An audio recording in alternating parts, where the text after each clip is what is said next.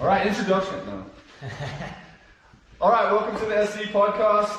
Scans, good to have you in here, man. Thanks, brother. Thanks for having me. Yeah, I love having you in the new place, dude. Dude, it's awesome. You were one of the OGs, man. It's funny to think.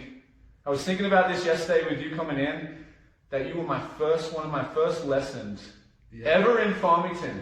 You and Chris Weaver. Yep. And we did like infield work and like cage one at strike zone with your dad and Chris's dad. Joe was feeding us light flights out of the machine. It goes back that far.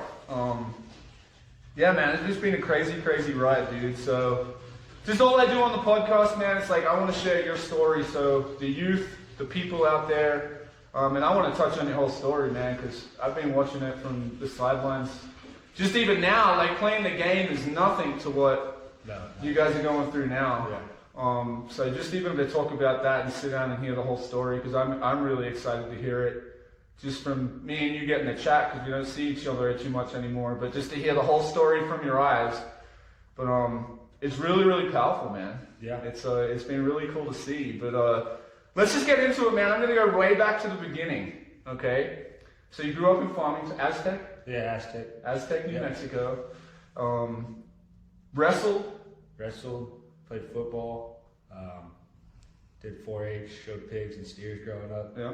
Grew up on a pig farm in Florida Vista, and yeah, that was the life back then. Just go to practice and work on the farm. Yeah, man. I remember when I first met you, wrestling was kind of one of your big things. Yep. And then you kind of went the baseball route when more you got into high school. So just tell me about that, man. What was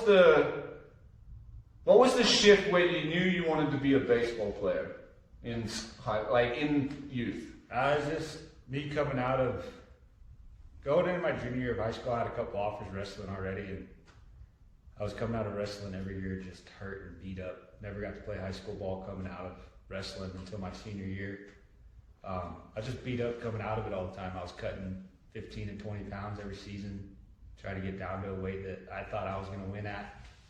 And right around that junior year, I broke my wrist, and I was like, I'm done cutting weight. And I told my dad, I was like, I want to focus on baseball, and I'm done wrestling. So my dad and my mom always been super supportive. They never pushed me to go one way or the other. They wanted me to do what I wanted to do. And I was just done cutting weight, so I just wanted to focus on baseball and get after it that way. I think wrestling is one of the best sports that any child can do. Girl, boy, it don't matter. Yep. What it teaches you and the aspects you take into even life now, what I learned from wrestling is, it might be more than I learned from baseball. It teaches you the tenacity and the never give up type style, because it's you versus another person. There's no one to blame. If you get beat, it's on you. Yep. So I think me wrestling and growing up wrestling and having that as where my competitive nature grew the most, I think that's what made me a better baseball player altogether. I think that's what got me to college was my wrestling background. Right. It doesn't have anything to do with baseball, but the mindset of a wrestler is different than anything else. So. Yeah, it's crazy for me because in Australia there's no wrestling really. There was no wrestling growing up where I was from. We kind of boxed. That was kind of our deal, what we boxed. And getting punched in the face the first time was kind of the same thing. When it's you against another person, it's a big awakening for a person when you get socked in the face for the first time. Same thing when a wrestler throws you around. That's a humbling experience. And wrestling was the first sport I put Ashton in. Yep. Because for the same reason you're saying, there's nothing that tests you more as a man when it's one-on-one. You can't run from that. Like, it's you versus another person. And I love wrestling, man. I absolutely love that mentality. I love when Dom comes into town and he's doing the MMA stuff. And I just love that way of thinking, man. It's a real good way. And I think a lot of young kids today need to learn that, especially the young men today. We're trying to take that from them. That manly way of thinking. And like I told you just before this conversation, we're made in the image of God. Yep. And the world is taking that from these young men. And that's why out here at the ranch and stuff, that's my number one focus, is to teach these guys that way of thinking, to be a man. Yep. Because the world's telling them that being a man is wrong now. I mean, Mr. Potato Head, dude, did you see what happened? Yeah, there's no more. Dude, Ronnie Clark had my head blow off the other day because I shared that, MMA fighter that broke the chick's skull. That's a dude? Yep. Yeah. That one, and then he showed me Mr. Potato Head, and I'm like, man, it's not wrong to be a man. No. The world is lying to us, man, and it's a big thing, and I love like that way of thinking where you come from, and it's changed even since you came through. Oh, yeah. Like you're saying, doing everything, being physical, being tough. That's being removed from society now, man, and it's your mentality, what you guys came from back in the day to what I see now with kids is that the kids still have it in there. Yeah. See, that's the thing. The lion's still in there, but you have to put them in situations to bring it out. And that's what they're taking from the kids, like put them in the hills in the dark, put them in a wrestling match, make them feel that mentality, and that's all I watched with you guys coming through, man, is that you found your buddies. So I want to hit on this too, man, because I want to hear it. Like, first off, we'll hit with talk about your friends in high school. Like, and how important, and this is what I want these guys to understand. It's the iron sharpens iron motto. And you know how it is, man. You guys came in, and it was like, you came in, and you were going to be at your best. Tim was going to be at his best. Eli was going to be at his best. And I watched you guys turn each other into savages. And just talk about the importance of like that group of boys and what you got to experience with those guys coming through high school, getting to experience everything you did, man. I was talking to Dylan Lucy about this the other day. That era, gosh, it was so special, man. Like, PV was rolling off state championships. FHS just got done winning state. They were a big contender in state. PV was winning 3-peats. We were winning in the World Series, man. That era was so special. So just talk about those guys, that era, and just what you took from that era and how you still stand on the stuff that you learned from those guys today. Yeah, those dudes, there's my group of friends was probably about eight or nine dudes that were just, we go into the zone and it was just getting after it. It was, if I got beat by Tim or Damien or Eli or anybody, I was pissed when I went home. Right. Yeah, Tim, Eli, Jake, Morgan, D, who else was up there? There's some other dudes, Joe Cervantes, he worked with us sometimes, Brad Pate. But all those dudes that I hung out with and that I worked with, we all went on to play. All college. All of us. And all played well in college. Yeah. Let's say that. Yeah, we all went on. We started our freshman years at every college we went to. Obviously, Jake got drafted after his junior year. Yep. To the Giants. Shiloh McCall was another one. Woody. Yep. Like all those guys that I grew up training with, some of them younger, some of them older. Every dude in there just, if you went in and you slacked off, you were getting eaten alive by them. Yep. And I would let them know, they would let me know if I was slacking off or whatever. It was, dude, you got to pick it up. Or it wasn't even a pickup, it was an ass whipping because they expected better from you. Yeah. And you expected better from them. Yep. Yeah, so it is, those group of guys made me into a different player growing into my senior year because I knew what they expected of me, so I had to up my level. And I think that's a big thing with kids nowadays. And like you hit on it, if you put them in a situation, yeah, they're gonna show it. Yep. But I think some of the things nowadays is, oh, he beat you, it's okay, he does this different, or it's kind of that coddling stage, or there's none of that fight pushback of, like even today with me and you were lifting, like I didn't want to get beat by you, you right. didn't want to get beat by me. Like well, even Alex, little young Alex, he's like, so you've got to try to beat him now? And I'm like, yeah, that's it. Like he sets the weight, he's got to do the weight, and then I'm going in after him, and I either get it or I don't. Yeah. That's what happens right there, man. And that competitive nature, it's nerve wracking because you get nervous because you have to face yourself. It's the fight, but kids and people want to avoid that today. Yeah. And even I did for years, man. Like, this is where I got weird. I don't know how society kind of get us in that way of thinking. And you've been an athlete. Like, it seems like the older we get, we kind of just settle. Yeah. And then we wonder why we're unhappy. Yeah. When it's like, we let go of the mentality. we quit giving our best. We quit doing that. And it's like, that should be there no matter if we're playing baseball in high school or if we're living life right day. The mentality should never change in what we're doing.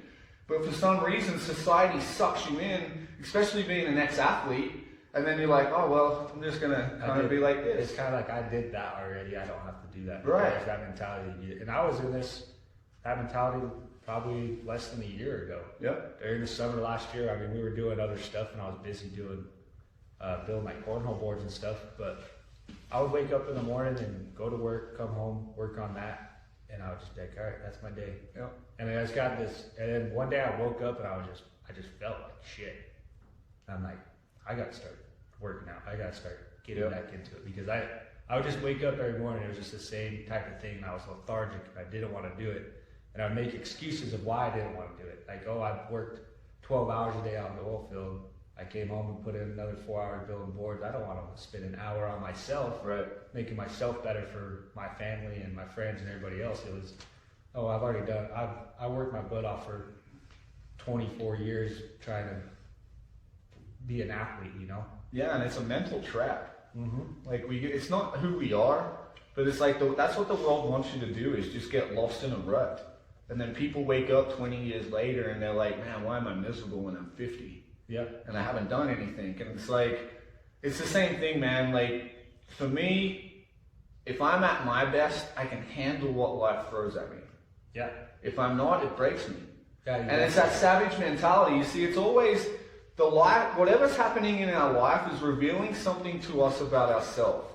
And now, with what I've gone through with my family and what you're going through with your family, you understand it now from a whole different angle. Yep. Where it kind of all makes sense in a different way. But it breaks you of who you are because you don't ask for it. Yeah.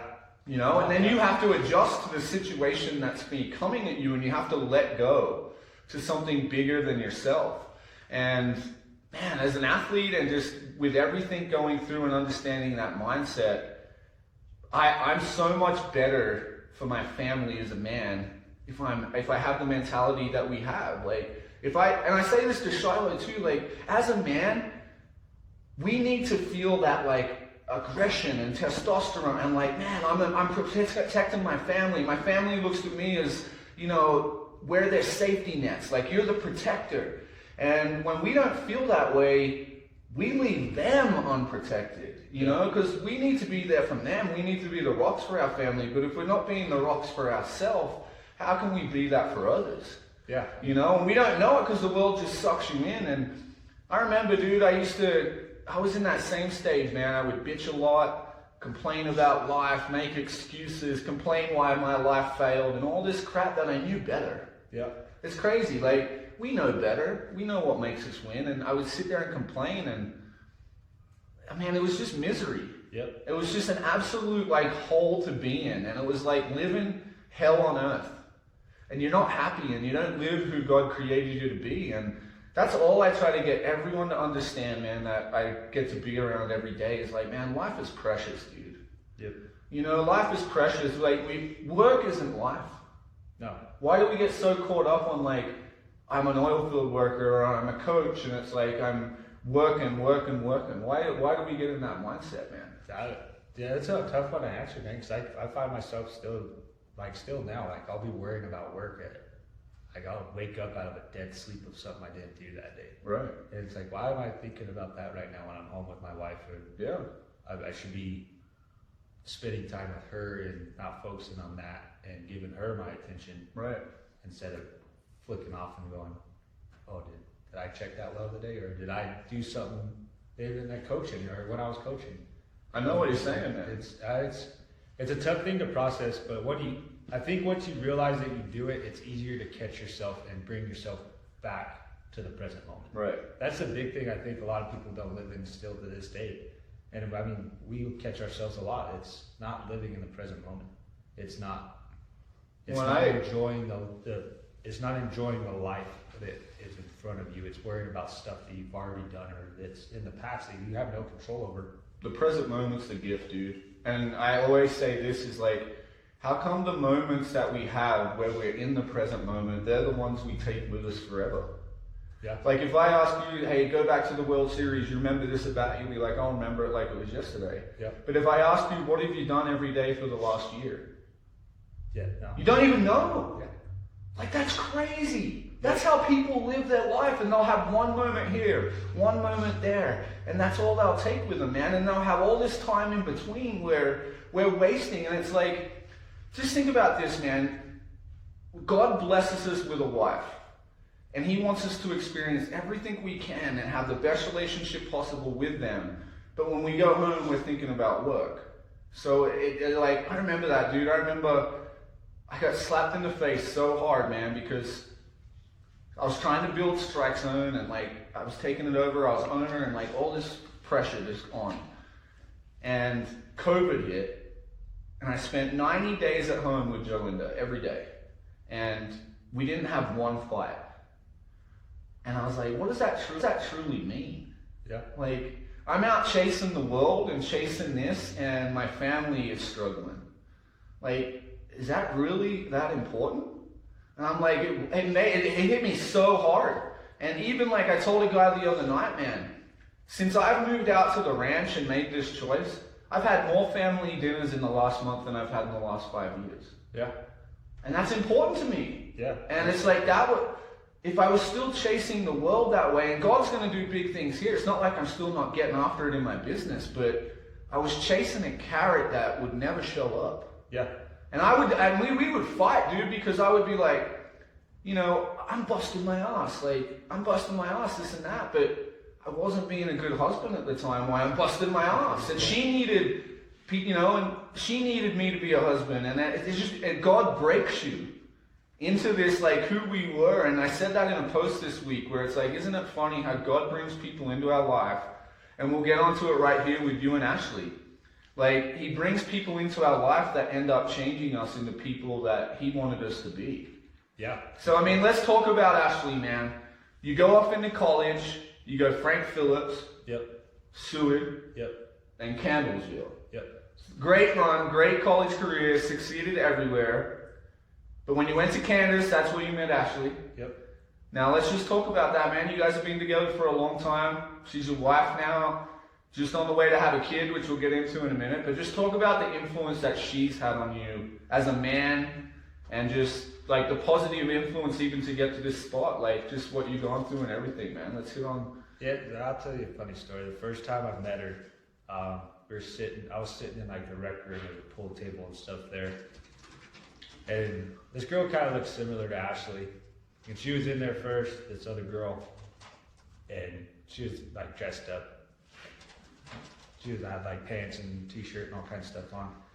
And she walked out, and like 10 seconds later, Ashley walked in, and she was like in sweats and stuff. And I'm like, "Whoa, you changed fast." And Ashley like glared at me and like, "What are you talking about?"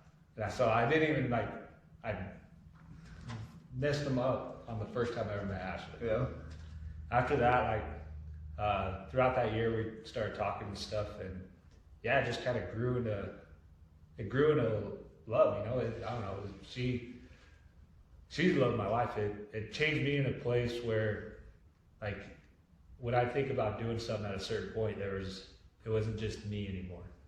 Like, even when we were just dating, it wasn't a decision just for me. Right. It was a decision that I didn't think how it was going to affect her. Right. So, and then now we've been together, I think 9 years in September, married 3 years in June. I would do anything for her. I don't know, if you're in love and you know it, and like, it's something, you can't explain it. Right. You know, I don't know. She made me into someone that I thought I should be, but with her, like, I know I'm the person I need to be. Right. So, yeah, I don't know. She's awesome. She's the strongest woman I know. Well, let's get on this is the major thing that I want to touch on today, man. Is like, I grew up not believing in God. I mean, I was as wild could be. And then, same thing, man. You were wild too. Yep. We were all wild in our younger years. But through Gracie, and even just experiences in my life, you know, Jesus revealed His face to me. And you can't force Jesus upon anyone else. Like, you have to go through an experience with him together to really see his face. And then it changes your whole perspective on life. And, you know, I remember the day for me when my entire life changed. And I remember Gracie had a worse seizure. And, you know, we were already going through it anyway. And then I remember she was on the ground and she quit breathing. And I remember Joe was on her knees and she was freaking out, you know. And she'd already been in seizure for about 30 minutes, you know. So she started turning blue, man. And I remember right there was nothing else in life I had than prayer. Mm-hmm. Like, it didn't matter who I thought I was. Like, it didn't matter that I thought I was a baseball player or did this or I worked out here or did all this other crap. It's like when I was stripped down to everything, I just had prayer. And then I was like, she started to breathe again after that prayer. And then from that day forward, that was it. I knew the truth. Yep. And, you know, I can't wait for this part of the story, man. This is why I want to be in here, because, I mean, we've talked about it together a little bit, but just talk about how God has just talked to you and Ashley and, like, what has gone on with your story, man. This is one of the most amazing stories I have witnessed, and it drills home my faith in him watching your story. Like, I sit back and I'm like, when you texted me that one day with this story, man, I was like, I told Jolindra, I was like, this is one of the best things I've ever seen. Yep. So just hit on it, man. Like, this is some powerful stuff. Yeah, man. So me and Ashley were trying to have a kid for about a year and a half, somewhere in there. And we just never could get pregnant. Right.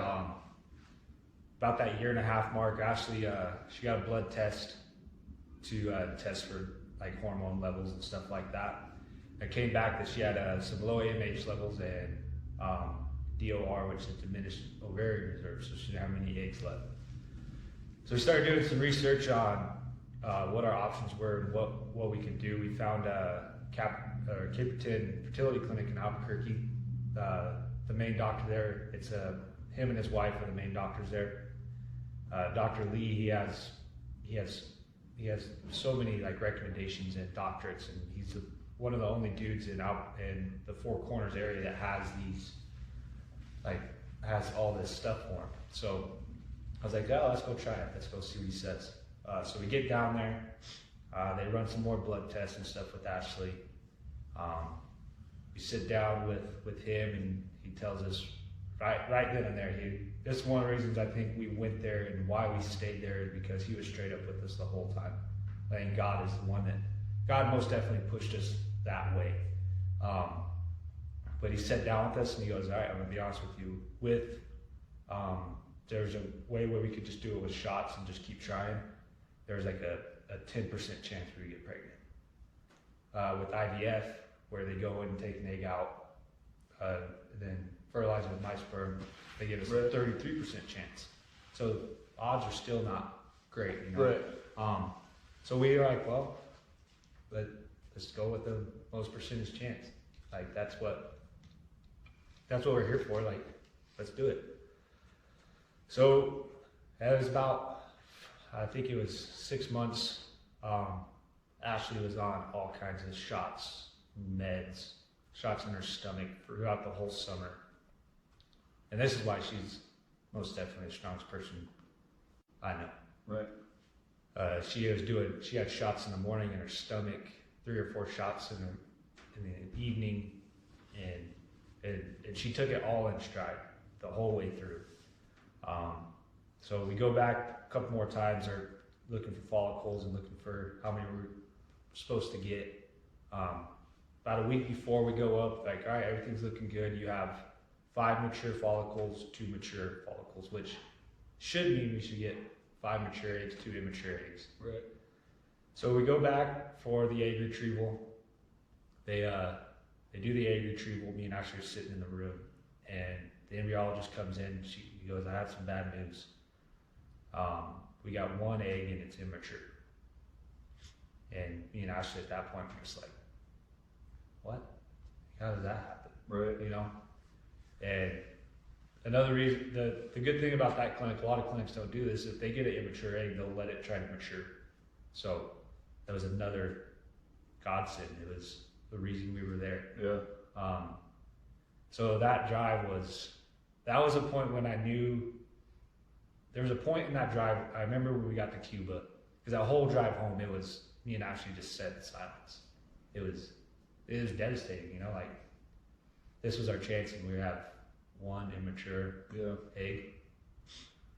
And I remember getting to Cuba, and I stopped at the gas station, and I tell Ashley, I'm like, this is gonna work. She goes, how do you know? I'm like, it is. Like, God's got us. I know this is gonna work. Yeah. That egg is gonna mature. And so we talked on the way home. I was like, there's a reason that we're going through this. I don't know what it is. There's a reason though. So we get home. I mean, we're still kind of those 2 days we're just kind of going through the motions because we're just waiting on a phone call then. Right. Going through the motions. Both of us, I know both of us prayed every night. Then that Monday, I get home from work and Ashley she's kind of giddy. And I'm like, what's going on? It's like, did you hear from the embryologist? She goes, no. But she's like giddy, and I'm like, there's something going on here. Yeah. And she like set her phone up to like take a video of my reaction. And I thought she was taking pictures. So I'm like staring at the camera all the time. She tells me, and I'm trying to process it. Right. And she like gets up, she goes, are you not excited? I'm like, what? Yeah. She goes, our egg matured and it fertilized overnight. And I'm like, you gotta be kidding me. It's unbelievable, man. So that one little gives egg, me chills, dude. Yeah. It gives me like chills all over. Like, that one little egg matured overnight and fertilized. And so then after that, I mean, the process is crazy. And Ashley's done a really good job of, and I think this is the reason we kind of went through this, because Ashley has been extremely open about our story from the beginning. right. And the lives that I think she's already touched and people that have already reached out to her, I think that's the reason that we went through what we've gone through, because there's people in this community that you would never even know that I know now that are struggling with it. And it's more widespread than you kind of think of. Because everyone lies, dude. Everyone thinks their life's perfect. Yeah. And it's a lie. And I had this conversation with someone yesterday where it's like, we all battle that road, whether it be through anything. Like, we all struggle with stuff. And that's why I tell people, sharing your story, your story changed me. For the reason of, like, I knew our conversations, right? And then you call me with like this news, and I'm like, are you kidding me? Like, you can't deny it. No. And it's like, for me, I get so fired up seeing it, because people feel God's light through your story, and you don't understand when you're going through it at the time, but that's what they see, man. That's what I've seen Gracie do for people. Like, God's light shows up in our worst days. Yeah. And you can't explain it. And like, just talk about this, man. This is the one thing for me. I remember when you get that kick in the guts. Like, when that doctor tells you that news, and you get in that darkest point. And how do you just, like, even for me, I remember getting told that stuff, you know, when it hits you in the face for the first time, and you're in like rock bottom, like you said. You're driving to Cuba, and you don't even know what to do. Yep. You're in this stage, and then it's all about belief. Like, why do you say it's going to be okay? Like, you spoke it, like, no, it's happening. And I remember Joe doing the same thing with Gracie and just having that belief. I remember every doctor told us not to get the brain surgery. And I remember my wife saying, it's right. And I was like, I trust the woman's instinct, man. They're a lot different than the men. Yep. When they go through, and it was right. And God showed up. And I remember, it's easy talking about it now. Yeah. But I mean, go back to that day when it's like, you don't think there is a God and there's no faith, and why is this all fallen? But then talk about like just the relationship built after that, man. Like, how do you get from one here to there? Yes. Yeah, after you got that news, man, it was, like I said, it was devastating. Like, I remember getting outside of Bernalillo, and like where the radio's not playing, there's nothing, it's just silence. Yep. And I remember just thinking in my head, is there a God? Like, why are you punishing us? Like, that was how I felt. And isn't it funny, at the first you think punishment? Yeah, like, that's how I felt. Like, yeah. You're punishing me and my family. Yes. Why? Yes. I got pissed at, I was pissed at him. I was pissed at God. I was pissed that so my mom is raising 2 kids that the parents they're not good. And then they can just pop kids out, you know? There's parents out there that are like that. I'm like, why do you And that's the mental battle, huh? Yeah, like why would you grace people that are like that, right, or abuse kids or anything like that? Why would you grace them with children? And someone that wants children and wants to be a good parent, why are you punishing me? Yep. I remember the same spot, dude. I was pissed for 2 years. Like that drive home, like I said, until I got to Cuba, I don't know what it was. But something just you can't explain it. Something came over me. Yep. Like there's something, right when I stopped at that gas station, before I got out of the truck, like something hit me. You let go of control. Yeah. You believed in something bigger than Alex.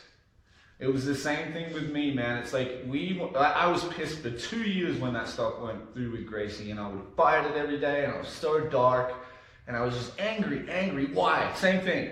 Mad at God. Why would you do this? Why, man? And I was so dark for 2 years. And then one day I realized, man, as mad as I get, it doesn't change the fact that she has it. Mm-mm. So I'm hurting them by God gave me this situation. This is my situation.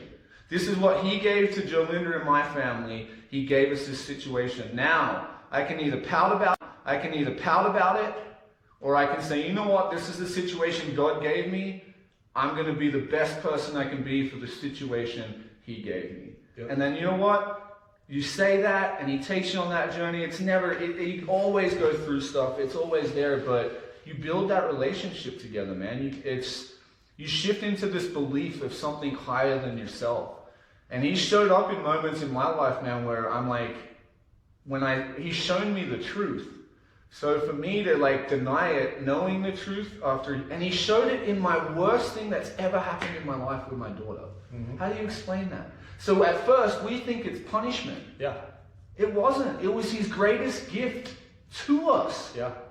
And how crazy is that? It's like he'll put you in that, and it was our greatest gift to us. But when you're going through it, man, that's why I wanted to touch on it. When you go through it, you are mad at God. And I want people to understand that's okay.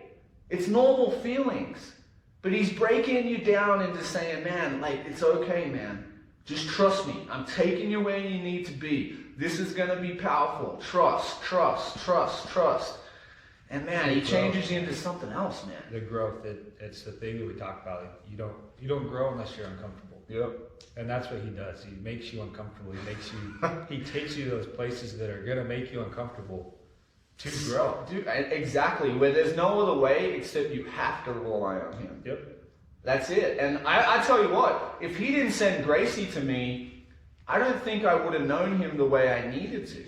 That's what he sent our way, you know. And I watch her every day, and she is a beast. She will attack everything she does. She still deals with stuff, but she attacks. We have our situation, and it was the best thing for my family, man. My family, it's all closer. It's all being the way it was, and we never had that. Yeah. You know, I always battled with stuff, and just everything, man. It's all come full circle. And I just even watched God, how he blessed Gracie with Ashton, to help her develop. And I just see that, his part in the story. And you really you see everyone's part in the story of really when you see what God's doing in all your lives, man. It was the same thing, like you said. I know you've been around kids your whole life. You've coached with me. You're great with kids. And I was like, God wants you to be a father. And it's crazy though, I could see it from the side, but when you say one egg, that's taking you down. Everyone can say faith and belief is easy. It's not. No. Not at all. No, you got 1% chance. Yeah. And it's can you still have faith in that 1%? See, we always want faith when we have control. Yeah, when it's easy. Yeah, when everything's easy, right? Yeah. And I've learned that in business. Like, I remember when I first started in business, I remember, like, you get caught up in this world of how life should be, right? And in business, I learning the business and like money and all this, going through it and learning it. There was days there was no money in the bank account when we first started. And God always tells us, I'll give you enough for that 24 hours. Yep. We want to have security though. Yeah. No matter, not one time, dude, he always had what I needed for that 24. But I remember sitting in hotel rooms, dude, going, really? I've got to believe like this? Yeah. Like, come on, man. Like, send me a bone. And he's like, well, do you have faith or not? Yeah. Like, it's okay when everything's going your way, but can you still believe in me and know the truth when you're at your worst? And that's what I want to say, man, when you have that drive, that's what I think true faith is. When everything's at your worst, you believe in something. And I really believe by you saying that in that conversation in Cuba, that started the belief of you getting pregnant. Yeah. No, because if you pouted there, oh yeah, what would you have said to your wife? Yeah. Like, you're the rock. You're the man right there. God's smacking you in the face. Now you have two options. Okay, I can keep pouting and do this. I'm going to say, you know what, I'm going to speak it. And then guess what? Your wife looks at you and she goes, you know what, my man's got my back. We're going to do this. Boom, it started.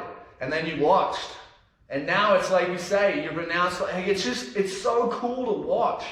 You know, and I can't even just wait to see, you know, where it goes from this. But like, that story, man, is so powerful, just straight faith and belief. And I sit back and I'm so proud because I see what God's done in your life and the man you've become. And like, even for me, just staying from a man's standpoint, dude, like, a lot of people don't understand this.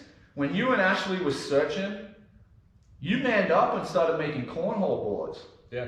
For that reason. Yep. A lot of people don't know that. They think you were just making, like, dude, you went the extra mile. Yeah, that was... You know, like, you went and said, no, I'm going to do whatever it takes for us to make this happen. And you came home, like, you're working 12 hours on an oil field, but you came home and you worked 4 hours on cornhole boards because you wanted that reason and you wanted it. And I mean, that's the reward God gives you for believing and taking that approach as a man. Because like, even from a man approach to look at that, I'm like, I respect that as a man. That's a guy showing up for his family. You know, and you don't have to. Like you said, there's so many parents out there that don't. No, like, you went the extra mile, you sucked it up. You said, you know what, it's gonna happen. I'll do whatever I take. I'll make cornhole boards for 4 hours a night, every night, if that's what it means for me to have a kid. That's who needs to be a father. That's a man. That's what these young kids need to see, is that. That's stepping up to the plate, not pouting about your situation. You're like, I'm going to do whatever this takes until the end. And God rewarded that, man. He rewarded that belief. And that's a tribute to you, dude, for the man you are, the man you grew up being. That's a tribute, man. People need to see that. That's the power, dude. And God rewarded you for that. Yeah. Going through the cornhole stuff, man, like, it was a belief system too. Like, me and my neighbor, they're a young couple too. They got a little 2-year-old little boy, and we're super close with our neighbors now. There was one day I just walked over and we were talking. I was like, hey man, I'm gonna build some cornhole boards. And it kind of just started off, I was just going to build some, just post them online, maybe get some bites. And he goes, oh man, I want some too. I'll come and help you build them. Yeah. I'm like, all right, cool. So we went and got the lumber, we got them built. I remember just posting, send a Snapchat out to just friends. And like, oh, if anybody wants some cornhole boards, let me know. And then right then, we had like 65 orders within 2 days. Yeah. And it was like, oh, we're going to have to build a lot. And like, I have to give a shout out to a bunch of people, like my neighbors, my dad, my grandpa, Damien, Tim, the crew, Craig Nelson. A lot of people probably don't know this. Craig Nelson reached out to me one day. He bought a set, and he reached out to me probably a month later, and he's like, Alex, I know what you're doing this for. I want to buy your lumber. So he bought lumber so it wouldn't come out of my expenses, so I could make more money off my cornhole boards. He bought lumber for probably over 100 sets, which is, it was God reaching out again, giving us another blessing. Like, it just, everything that we did through that and seeing Ashley and our baby growing and everything like that, like I don't question anything he does. Like there's awesome. Like it's awesome. If he wants me to go this way or that way, like I'm like, all right, yep. You know what's best. Like there was a point where I questioned it, but now like if there's something that's like pulling me in a certain direction, like I know it's him. And he's telling me, hey, you need to do this. And it's hard, and I think that's another thing. A lot of people get that feeling, but they don't want to follow it because it scares the absolute shit out of you. And it's hard to follow it sometimes. Like there's points where I'm like, what? Oh yeah. You want me to do that? Dude, he puts it on me all the time. And it's like tough. That fear, like he puts it on me at certain points too when I don't want to like do stuff. And it's like, I do what I do every day, but he will still expose it on me daily, where I'll get like scared and he's like, he'll even get me to the points, man, where he's like, are you going to do something? Are you going to do it? And I'll argue with him sometimes. I'll be like, no, I ain't doing that. And he's like, really? And then he'll say like, he'll get to that last voice and he'll be like, you're either going to do it or you're going to be dealing with me. And I'm like, okay, that's it. You know? And then I let go, you know, but I'm still stubborn. I'm still stubborn. I still have those conversations with him every day, but that's the relationship, man. You know, people have really made God into this weak, goody two-shoes type way of living in 21st century, man, and it's not. Jesus is the straight warrior spirit, being humble, being a warrior, it's the true, it's the real, it's being a real freaking man, having conversations with people that you don't want to have.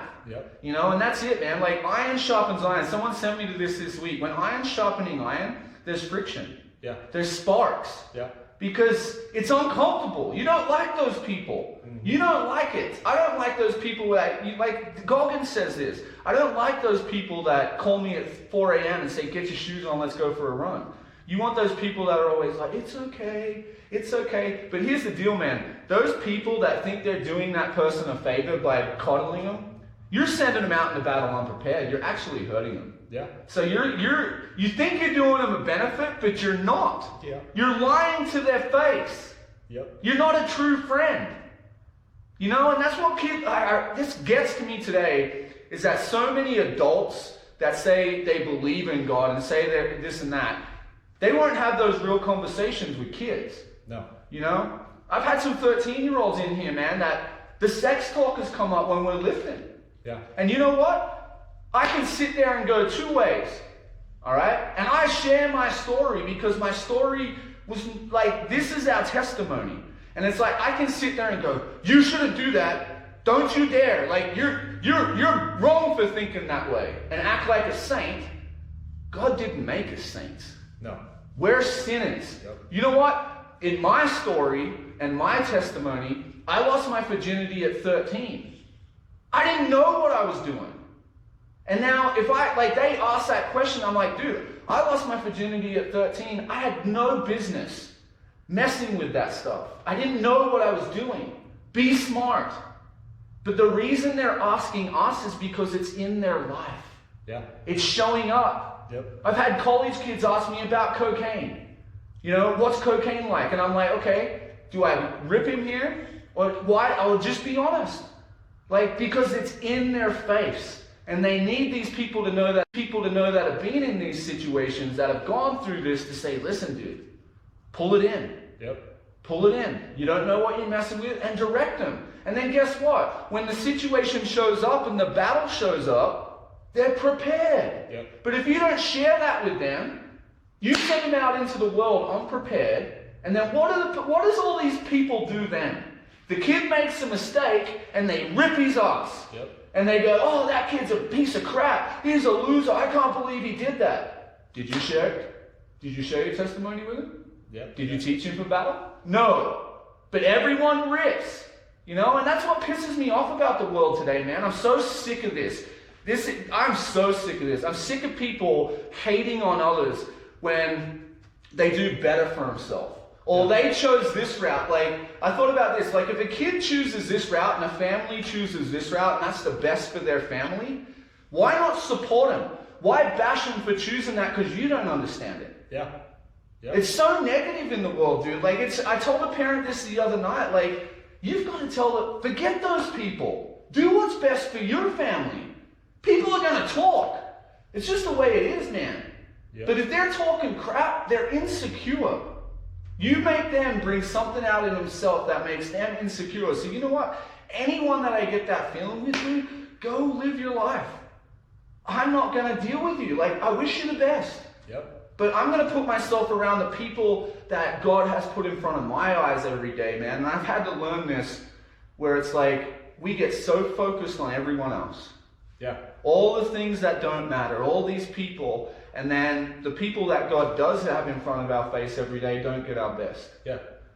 Gosh, dude, I've had to learn that. I've had to learn that. It's also the social media. Yep. Because you can sit here and scroll through a phone, and the thing about social media is people don't post the bad times. No. They don't. It's all. But it's like you say, we're sinners. Yeah. So acting like you don't have bad times is fake. Yeah, but that's all they post. They post the great times, and then that's what you see. You're like, and I've caught myself doing it. I'm in lack. Like, how do I'm the loser. Yeah, how are they doing that? Yeah. Like, oh, I want that. Instead of focusing on what can I do to do that, or what can I do to get that if I want that. Yeah. Instead, I've caught myself doing it, and I've tried to become better at it. When I see like someone does something, or one of my friends has something done, or anything like that, I'm like, oh, that's awesome, man. I've tried it, and I've been trying to be better at being happy for the person. Dude, you're hitting on something. I talked to Bessie about this yesterday, and I said, Bessie, same question. I said, I want to know this, and I want an honest answer. I said, you coached Corey and Darren. These kids are out tearing it up, right? I said, how come you never shared out their videos? And he goes, well, to be honest, I was thinking about myself. And I'm like, dude, that's it. It's like, the people that we have in our life, why aren't we pumped? Yeah. Like, dude, this kid, like, Adam's going to a race here, he's doing this challenge. Scans is doing this here, he's doing this. Why don't we share out those stories? This kid's going here. It's like one of our team is going to battle. Look what he's doing, I'm proud of it. Like, it's, instead of doing that, we're like, oh, dude, I can't believe that kid, he goes and plays baseball out of town every week. Yeah. Oh, man, what are you talking about? Yeah. Dude, be proud of it. Like, that's our freaking team. Yep. That's our team. That's our family, man. Like, we should be putting that up. We should be proud. Sharing out each other's posts. Be pumped. Like, why? It's like you said, man, I love this on social media, dude. It's because everyone blames social media. Dude, social media is the greatest platform to connect with people that the earth has ever seen. Oh, most definitely. It's your discipline to it. Yeah, exactly. It's your discipline to it. And what do people do? They lack in discipline. They're like, social media is the devil. Social media is the devil, man. I'm getting off. No. Your discipline to social media is the devil. You know why? It's because I remember this, dude. I was this dude for a while. And I got off social media for 3 months when COVID first hit because God needed to break me of some stuff. Mm-hmm. And I would argue with my wife, dude, and I'd be like, social media is the devil, man. Like, yeah, this and that. And then one kid would reach out and send me one message, and he'd be like, man, I had the worst day ever today. I remember what you told me. It helped me, man. Like, thank you. And I'm like, I'm a dick. Like, and then at first I was like, man, I'm a dick. Like, that really does help you. And I'm like, no, it's the devil. Like, I went back, and I'm like, the very next day, one other person would reach out. Hey, man, your word really helped, this and that. And I'm like, man, I'm truly a dick. Like, here I am thinking, like, it's one person. We get so caught up on the many, where God doesn't want you on the many every day. One day, He's going to bring you one person. And if your story, like, this is why I do this podcast, man. If your story helps one person find Him and gives them positivity, that's a plus. But we think, oh no, we can't do a podcast because we don't have Joe Rogan's following. Who cares? If you help one person that day, that's enough. Yep. And your story is powerful, but we get in this like you say, social media, we think we're not important. We don't live a life like them, so we can't influence people. It's all bullshit. Yeah. Your story is powerful. Your testimony is the gift to this world.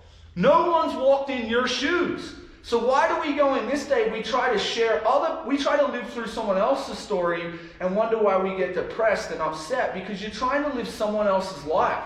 Your life is your gift to this world. Yep. Walk in your shoes the best you can. Because this conversation here, you have a different perspective on it than I have a different perspective, because I'm seeing it through my eyes, you're seeing it through your eyes. So it's different. Yeah. You know, it's the same, but it's different. Yeah. You know, and that's where I think if you focus on, this is my story, this is what God brought to me, then you celebrate people's gifts. When you want to be someone else and not who you are, and I think social media has really hit on this a little bit with our heads and mentally, where it's like we're so caught up wanting to be someone else that we don't know who we are. Yep. Yeah. And we get jealous when we see those people doing things and we're not, so we hate. Because it makes us feel insecure. We're like, oh, I'm not doing that. I'm not doing that. Oh, he's a loser. I can't believe it. Like, you get like insecure, you have to defend it. You know, everyone's seeing that instead of saying, you know what? Celebrate people's uniqueness. Yep. Celebrate their stories. Don't celebrate what they do. Celebrate passion. Yep. You know, that's what you have to celebrate, passion. If one's a baseball player and one's a tennis player, you don't hate on this kid because he doesn't play baseball. Look at the passion. Look at the passion. Is the passion the same? Yep. That's all you have to look at, you know. It's the passion that you're judging, not actually what they're doing. And that's a hard thing for people to do today. No, man. man, There's so much hatred in the world. Like I said, I catch myself doing it a lot, and I just try. I make a conscious effort To think. about it, and then make a conscious effort. Maybe to find the good in people. I don't know if. See, when people react, so you just nailed it. You get that feeling, it's not reality. You get to choose. Yeah. But people will just react to what they feel. See, thinking is a lost art form. Yeah. Thinking is gone. They don't want you to think no more. Right. They don't, because they're selling. Yeah. You're a consumer. Yep. Why would I want you to think for yourself? Yep. That's danger. That people don't want that today. No. They want you to go to work 40 hours a week, get on your cell phones and be controlled by that system. Mm-hmm. You know why? Because you pay for it. It's like, that makes the world go round. The last thing people in this world want is a generation of kids that know how to use their mind and think for themselves. Yep. That's the last thing anyone wants. It's a lost art form, dude. And it's funny, people just react to their emotions. And I deal with it on social media just like you do. I feel it. Yeah. I can feel myself when I see someone and I start getting that feeling. And I'm like, you can react there, but I understand now, like, why am I getting that? Like, you think for a second. And it's like, why am I going negative? And then you start thinking about the battle of positive and negative. Like, what am I choosing here? And we always get caught up when we think about ourselves. Mm-hmm. When we're selfish, that's when it hurts, man. When we think about others, like, we're up to spread God's light through us for others every day. So when we do that, we're happy. When we start thinking like Alex or Adam or anything like that, it's like we come up empty. Yeah. And it's like that line is so, like that mindset, there's like a line in the sand and it's very close. Yeah. And it takes you back and forth, you know? It's very close because social media, man, it's changed the world, dude. Yeah. You know, and it's not going anywhere. No. Like I said, it's a good tool. And you can be very positive, dude. And I think, and like I said, Ashley has been very open about it. And her being so strong and being so open about everything we've gone through, it's helped her get through stuff. Yep. Because people have reached out to her that have been through what we've been through. Yep. But she's also helped multiple people for sure that were struggling and needed some answers or needed something or just wanted to reach out and say, like, hey, your story is touching me. Like there's something happening. Well, how do you explain that? Explain. What do you mean? How do people feel it? How do you explain it? How do people see your story and they get a feeling and they gravitate to it? Well, it's God pushing them that way. Right, and it's funny how the energy attracts. Yeah. You ought to hear. All right, so we're having a little boy in our house. I had a name picked out